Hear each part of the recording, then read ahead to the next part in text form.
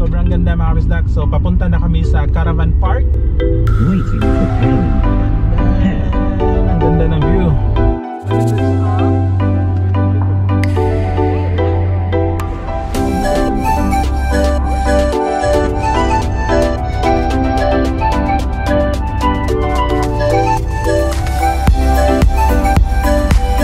A few inches later. Woo!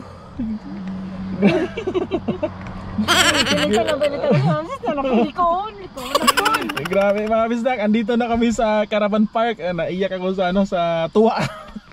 Kasi grabe yung pinagdaanan namin mga kabisdak. Ano ang nangyari?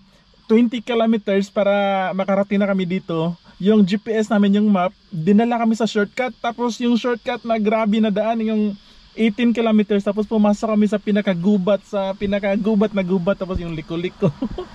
Grabe, hindi na kami nag-video kasi grabe,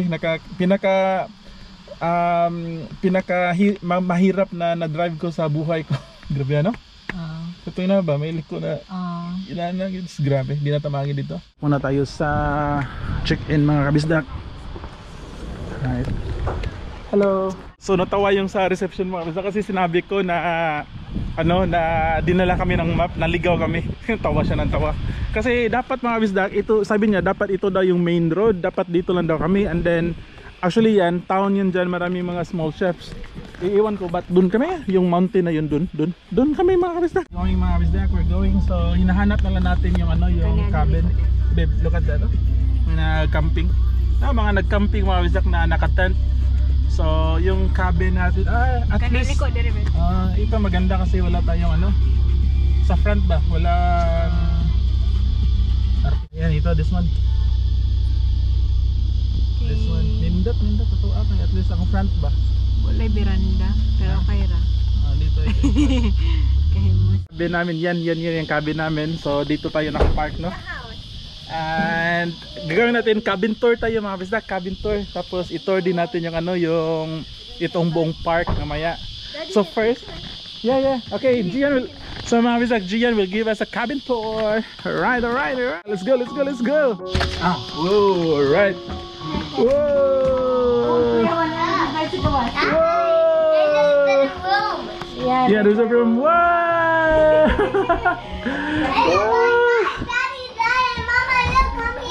Oh, ito yung table. Okay, ito yung bedroom. Okay. Oh, there's a bunk bed. There's a bunk bed. There are 3 bunk beds. 1, 2, 3. Yeah. And it's the toilet. What? Ano? Maganda mga kabisda kasi yung bed at least nandito ba. So pwede kami pwede na dito lang kami tatambay sa dito. Tapos nanood tayo ng TV. Yeah. Now we have our bedroom. Very nice. And then meron na silang TV mga kabisda. Meron ng microwave. Meron ng fridge. Alright, functioning. Yep. 2 milks? Yeah, there are 2 milks for Gian. And then meron ng lutuan. A kettle for the hot water. No, I don't have the water. They have some utensils here. What else? How about here? Meron lutuan. Okay, ayos. Alright, how about here? Wala, merong cockroach killer. Baso. Plato. Ayun. Yung per day na to mga kabisdak, I forgot. Actually, nasa 120 per day. $120 per day mga kabisdak. So ito yung paborito na Gian, yung bunk bed niya. Tapos meron din silang heater. Tapos merong sink. And then yung toilet mga kabisdak. Let's go. Let's check sa toilet. Oh, very cute. Hey, Daddy. You're very cute. Daddy. Yay! Shower. Ito yung sa shower area. Alright, wait. Ito yung toilet. Let's just open this one. Parang satisfied ako sa nabayaran namin. And then yung table, diba? At least maganda yung view natin. Kasi dito mga bisdak, dito nakakain. Tapos yung view mo, gagawin natin mga bisdak, ilalabas muna natin yung mga gamit natin. Times are late, under the moon, and I thank God I'm breathing. And I pray don't take me soon, 'cause I am here for a reason. Sometimes in my tears I drown, but I never let it get me down. So when negativity is around, I know someday it'll all die. Nalabas na natin yung yung mga gamit mga kabisdak. Nagdala kami ng swimming or salbabida din mga kabisdak kasi bukas magsiswimming kami mga kabisdak. So for now, dito muna tayo sa cabin, no? Kasi 4 days naman tayo. So yun nga, no? Very excited talaga. Ito yung very cute cabin namin. And si Amy, hello! Hi guys! Hello! Daddy, can you get my swimming suit? Yeah, later we're going to swimming. So ipakita ko lang mga bisdak yung buong, ikutin natin to yung buong cabin. So ito lang siya, no? Very small lang, para siyang ano yun ba, yung tawag nito, yung container van. Ganun lang talaga. Yun, ito yung sa likod. Hindi na tayo pupunta doon mga bisdak kasi mayroon tayong kapitbahay dyan. Tapos yung sa side naman pala, ito rin. Oh, yan. Tapos hindi siya nakakatakot mga bisdak kasi yung sabi ko nga, maraming nagka-camping ngayon dito or nagha-holiday, kaya sa kapitbahay natin yung sa likod. Marami din tao kasi ito ano din yan, accommodation. Yan, 2 hours later. So, nakapag-relax na kami mga bisdak, nakapagpahinga na, kaya yung gagawin natin ngayon, i-tour natin yung whole park kasi hindi pa namin nakita din yung buong park. I think depende sa presyo siguro. Ano? Dami ito yung mga, ang ganda. Siguro mas mahal to na accommodation, di ba, no? Kasi meron terrace. So ito sila mga bisdak, accommodation dito. Pero I think mas mahal kasi mas malaki, parang bahay na. So mas mahal to. So yung amin kasi basic cabin lang, and mumurahin lang yun. Yung mga bisdak, baka nakikita nyo, para siyang sa horse track, ang tawag niyan, parang sa mga kabayo ba dyan. Pero I think hindi yan kasali sa park kasi may gito. And yun pala mga bisdak, yung mga bahay na yan, yung nakakita nyo, hindi yan sila kasali sa accommodation mga kabisdak, pero yan sila, permanent residential house. So private property yan mga kabisdak. Kasi itong park na to, meron din silang in-offer sa mga nagre-retire. So yung mga matatanda, yung mga senior citizen, pwede sila bumili ng bahay inside sa park. Ito, binili na nila to. Tapos yung kasali sa pagbili nila is meron na mag-maintain. So ito, nagka-camping, nagti-tent. Tent na, we go over there. Because this side, itong side na to, para to sa mga nagka-camping, yung tent mga kabisdak. So yung mga trailer. So ito yung side na to. Cute kayo. Ang cute. Cute kayo, no? Very cute. Diba? Sobrang cute na camping trailer. Tapos andito tayo sa area mga kabisdak, kung saan yung mga nagka-camping, yung mga may tent.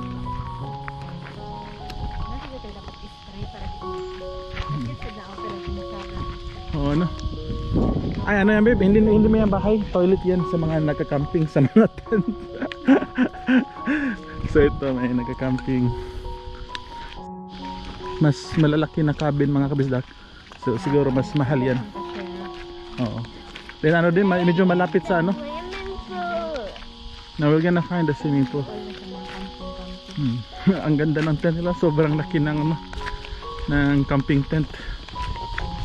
Kahit maglakad-lakad lang dito ba, masarap na sa feeling. Ang dami na. Nagka-camping lang.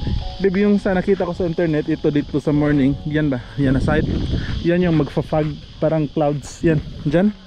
So bukas ng umaga mga kabisdak, maaga tayong pupunta dito. I-vlog natin, i-video natin kasi parang yung clouds dyan.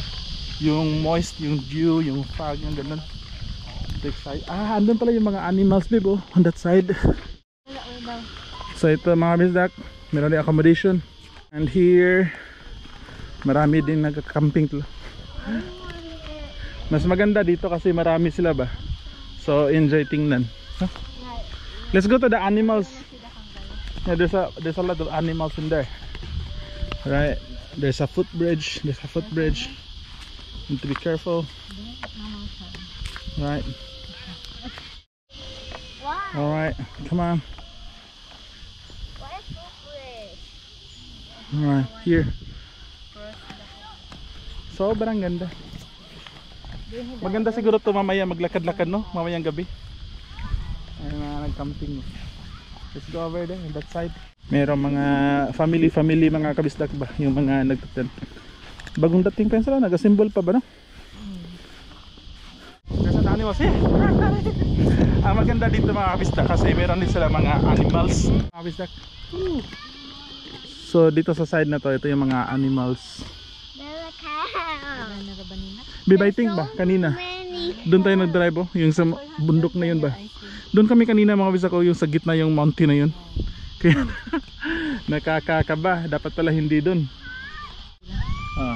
Sa likod ko mga kabisdak maraming grupo na Pinoy na nagka-camping kaya nahiya kami. So I don't know kung alam na ba nila na Pinoy kami. Kaya nasa likod mga Pinoy. Grupo na to mga kabisdak, Pinoy yan sila. Ito. Sa mga Pinoy. Napakalaki pa dito mga kabisdak oh, hanggang dun pa. So pupunta kami dun sa merong kabayo dun mga kabisdak kasi tatanungin namin kung what time yung feeding time para matry ni Gian to feed the horse. The animals. You know what the sound of the horse make? Kabayo. Hey, nasan si Camela? Si Killer Bride. Grabe. Isa siguro to sa pwede mong i-feed beef, no? Ay, yung mga donkey. Then, let's go there. Horsey, what's your name? Anong pangalan mo? Unsay mo ngan? Hello.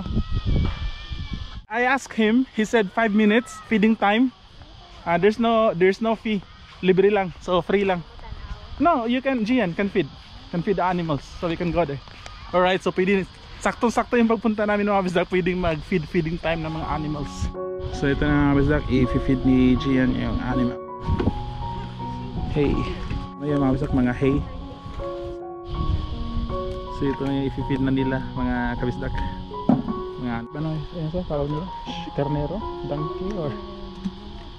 Ay, napakus dito ba siguro. Mga kabisdak, tulungan nyo kami. Ano ba ang name ng animals? I think donkey man siguro to. Ini yung goat. Ay, maybe goat or sheep.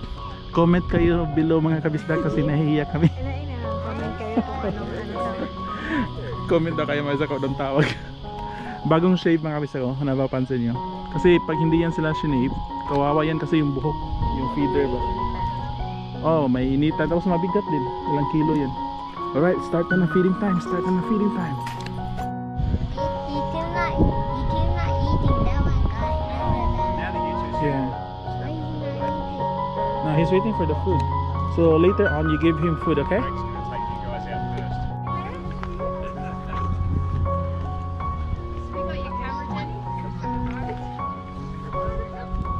Did you like it there?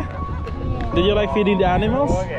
Alright, let's go to the swimming pool. So tapos na tayo mag-feed ng animals mga kabisdak. So punta naman tayo sa may front side ng park. Oh, there's a lake. Merong lake doon mga kabisdak. Puntahan natin yun mamaya. In the meantime, punta tayo sa my front. So dami pa rin nagsiset ng tent dito mga kabisdak. Maganda din tong ganito na feeling ba yung sa tent. Parang playground para sa bata. Grabe mga Chinese mga kabisdak. Parang bahay. Parang bahay na. Grabe naman. Parang dinala na nila lahat ng gamit ng bahay. Maganda mga kabisdak kasi meron ding ano sa bata ba. Andun yung cabin natin mga kabisdak. So ngayon punta tayo dito sa front. Itong ano na to, itong facility na to mga kabisdak, common facility to. Pwede magluto, maghugas, maglaba. So yan. Ito naman, ito yung likod namin. Ano pa rin to, I think ito yung mas mahal na, ay private property pala to babe no. Ito kasi diba may mga ano na. So isa din to sa private property nila mga kabisdak. Hindi to siya for rent. Private property kasi kung napapansin nyo, meron na mga halaman na permanent. So meron pang bata mga kabisdak ko. The swimming pool is over there. Diyan. Sa likod ko mga kabisdak no, yan yung swimming pool. Hindi na ako mag-video dyan kasi may bata. So baka bawal. So pero sobrang tuwang-tuwa ako mga kabisdak sa park na to kasi ito yung isa sa pinaka-highlight para sa akin. Meron siyang basketball court. Half court lang. So bukas mayroon akong dalang bola. Maglalaro ako ng ano dito, lalaro ako ng basketball. Tapos yung nakikita nyo mga bisdak, itong mga ganito, ano pala to siya? Para sa golf. So pwedeng mag golf dito yung mga bata. You know, para to siya sa golf. Ito. Pero I think ano, hindi to libre. I think kailangan mong i-rent yung ano, yung mga gamit para sa pang-golf. Pero at least ito, i-touch natin. Rubber rice siya mga kabisdak. So bukas maglalaro ako dito. Meron ako dalang bola. Yung problema, wala akong dalang sapatos, nakalimutan ko. Pero okay lang sa amin nga mga kabisdak, pag naglalaro ako ng basketball sa probinsya, naka-chinelas lang or nakapaa. Ang importante mananaw kayo ng swimming. Oo. Kung daghang swimming, Go back. So yan yung ano mga kabisdak, yun yung front office reception. Yun na siguro ni kagabi kung napay mga series, mga lights ba. Let's try. Wait a hole. Dugay, matagal naman ano, Kaagi ba ta din? yeah, over there. I think siguro yan yung bahay ba? Yan yung bahay ng may-ari, no? So, mamayang hapon mga bisak, try namin maglakad-lakad dito. Yeah, over there. So, we're here already. So, yun mga bisak, nakabalik na kami sa cabin namin. So, see you sa next vlog mga kabisdak. Hanggang dito lang yung cabin at accommodation park tour natin. And see you sa next vlog. Bye-bye!